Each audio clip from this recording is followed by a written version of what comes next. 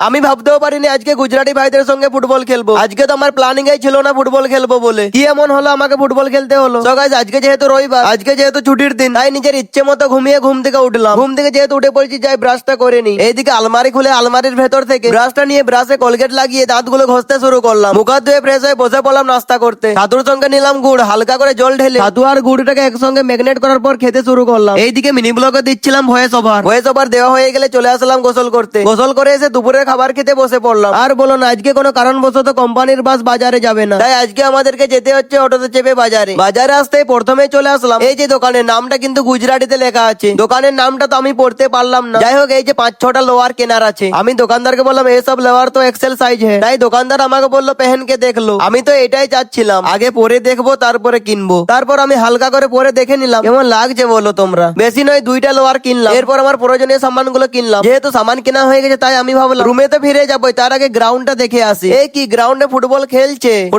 দেখে আমি তো ভীষণ খুশি হয়ে গেলাম। আলহামদুলিল্লাহ বলে খেলতে নেমে পড়লাম। তারপর হালকা সালকা স্কিল করছিলাম আর আনন্দ উপভোগ করছিলাম। গত সপ্তাহে রবিবারে ফুটবল না খেলতে পেয়ে মনের মধ্যে অনেক কষ্ট পেয়েছিলাম। আজকে ফুটবল খেলার পর মনের মধ্যে যে কষ্টটা ছিল সেই কষ্টটা দূর হয়ে গেল। আজকে যেহেতু রবিবার, হালকা করে চিকেন না হলে হয়। এইদিকে তো রান্না করাও হয়ে গেছে, এইবার তাহলে হালকা করে খেয়ে নি।